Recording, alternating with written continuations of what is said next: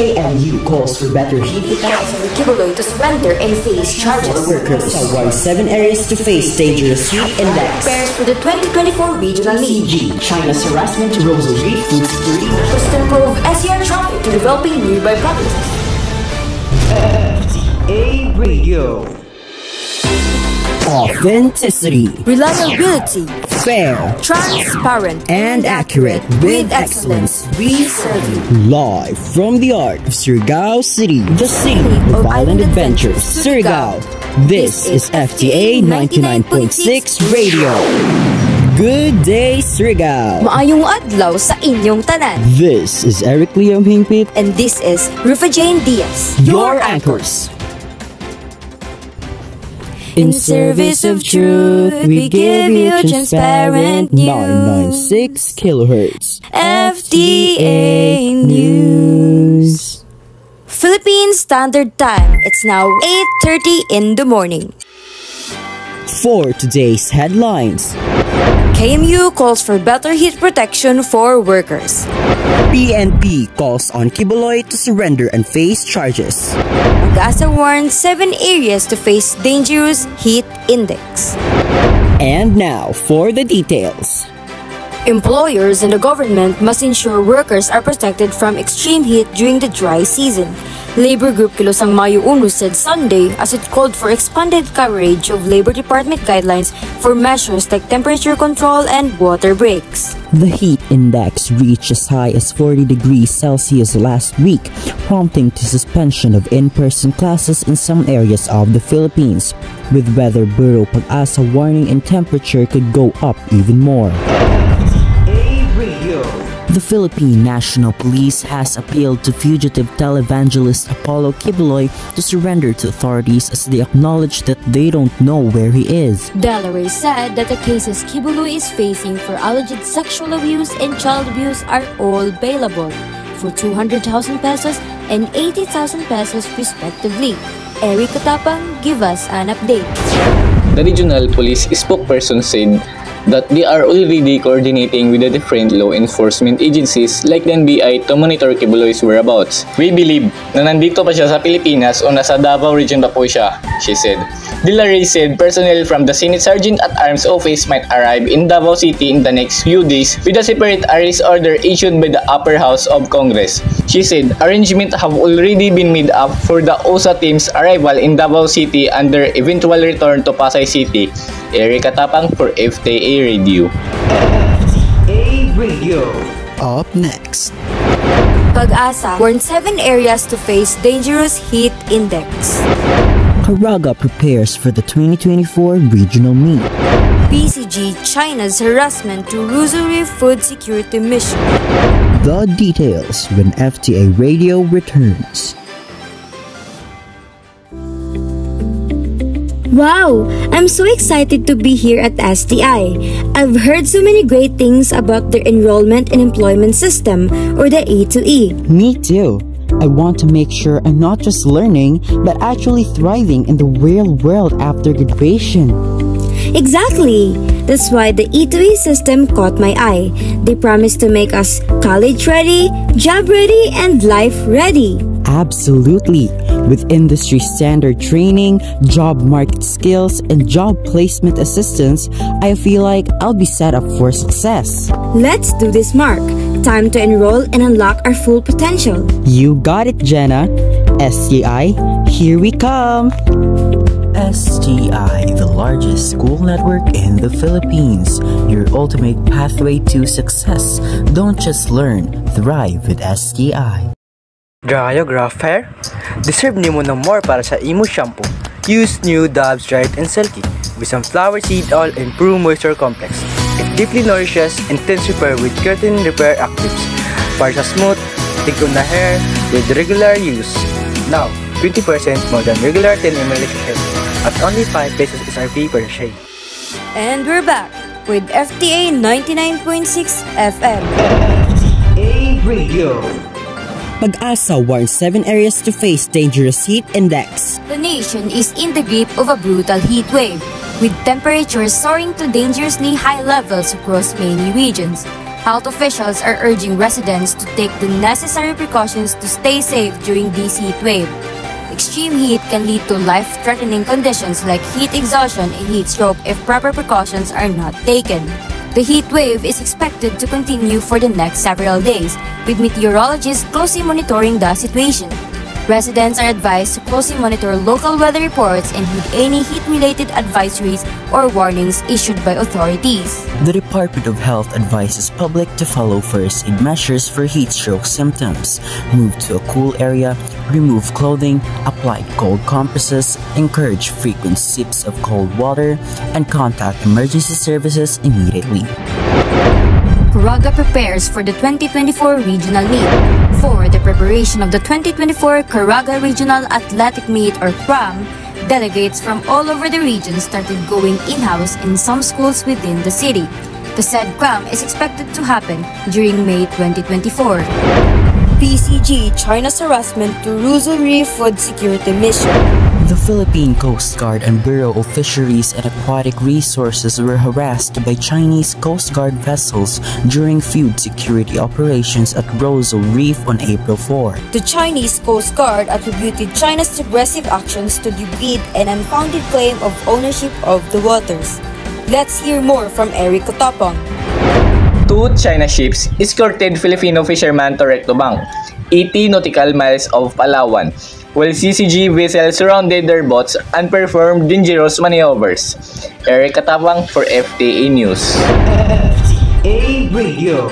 Up next, Marcos to improve NCR traffic through developing nearby provinces.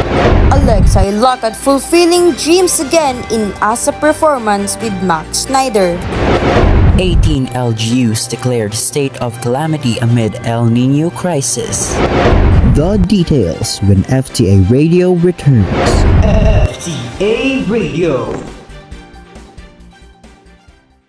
And now, get ready to step in the world of Aling Lisa, Lily, and other characters in a drama that will surely capture your attention.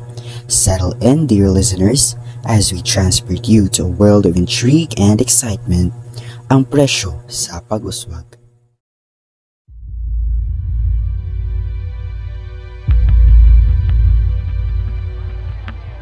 Dili nila kini mahimo ka nato. Kini among panimalay, among komunidad. Asa ta mo adto? Ang gobyerno mas nagpakabana sa ganansya kaysa mga tao. Kinahanglan natong awayin kini. Mama, nakita na ko mga pahibalo. Dili kini madawat. Kinahanglan kita mag-organisa, magprotesta, magbuhat og usa ka butang. Nahibalo ko anak. Pero unsa may atong mahimo laban sa mga pauluyo niini?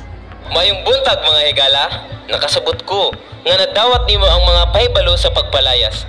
Kining tanan kabahin sa atong plano nga i-modernize ang syudad ug magdala sa gikinahanglan kaayong nga puhunan. Ang imong mga plano, muguba sa mga panmalaw pag nabuhi. Dili na magtugtan ang buhaton nimo kini. Congressman, basin mahimo natong i-explore ang mga alternatibo nga dili makabalda sa komunidad. Walay pulos. Hinimo o ang pag-uswag. Dili ka makahimo og usa ka omelet nga dili mabuak ang pipila ka mga itlog. Pahibalo sa tanan, panahon sa pagputos ug pagawas. Dagan pa mig trabaho dinhi.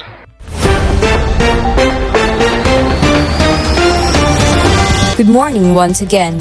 Today, I announce a developing situation that demands our immediate attention. Face-to-face classes in the Philippines canceled due to extreme heat conditions. Several schools in the Philippines have canceled face-to-face classes due to high temperatures that raise concerns about possible health risk. Pag-asa issued a warning about an alarming heat index in various locations. Give us an update, Maria Criminal. The warning made several local governments transfer their classes to online or modular form. Schools in Luzon and Visayas are closed, while some are online or blended in Mindanao. The Department of Education has implemented and allowed alternative forms of education while experiencing a hot weather. Thank you, and we'll be right back.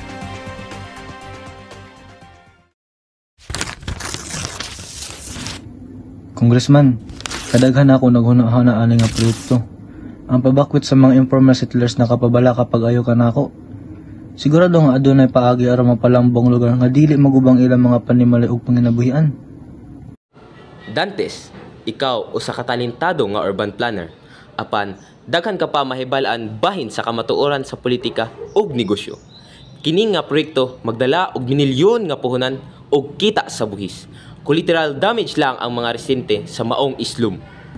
Apan sila mga tao, adunay mga pamilya ug mga damgo. Sigurado ang ilang mga kinabuhi adunay bili laba pa sa labing ubos nga linya. Bili? Siyempre aduna sila bili.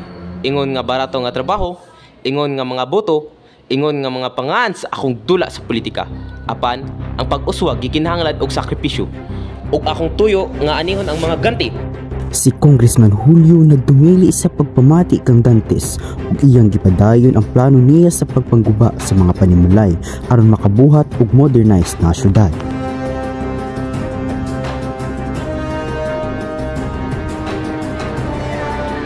Kami nagapuyo dinhi sulod sa mga dekada. Nagtukod ang among kinabuhi ug sa among komunidad. Ug karon, gusto ninyo ning kuhaw ng tanan ingon ni ana? Kini, dili lamang mahitungod sa atong mga panimalay. Mahitungod kini sa hustisya. Mahitungod sa pagbarok-batok sa mga gamhan ng mga tao ng pakabana lamang sa kwarta ug gahom. Dili ta mo pahilom. Congressman Julio, ikaw walay kaloy. Angay sa imo'y panahog ang imo ang posisyon. Wala kay ayo. Misamot ang protesta samtang si Dante ug iyang mga gwardya misulay sa pinugos nga pagpapahawa sa mga residente. Pero si Aling Lisa ug ang mga residente lig-on na nagbarog nga nagtumili sa pag-atras. Kini nagpakita nga ang tinuod nga pag-uswag kinahanglan nga magtagad sa mga panginabuhi ug kaayuhan sa tanan, dili lamang sa mga tawo sa gahom ug kapital. Ang presyo sa pag-uswag. That drama was entertaining. And now we're back at FTA 99.6 FM.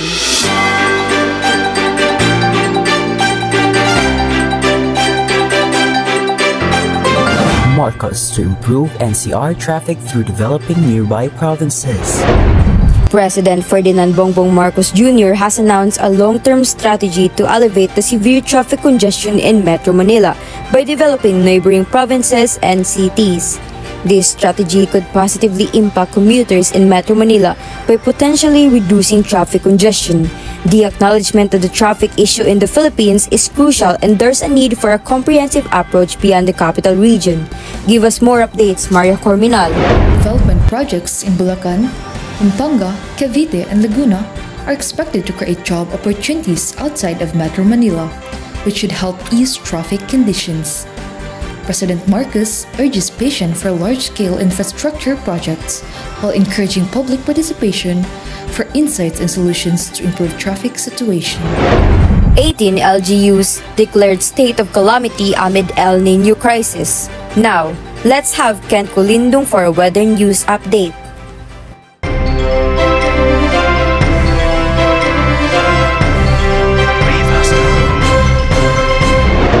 Local government units declared a state of calamity as a result of El Niño crisis.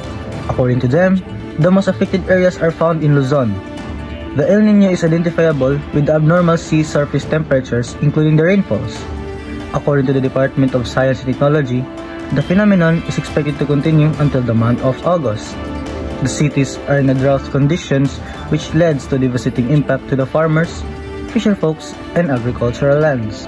The Pag-asa issued an El Niño alert with residents being advised to stay safe and to observe the environment. This is Kent Joseph Colindong for FTA Weather News.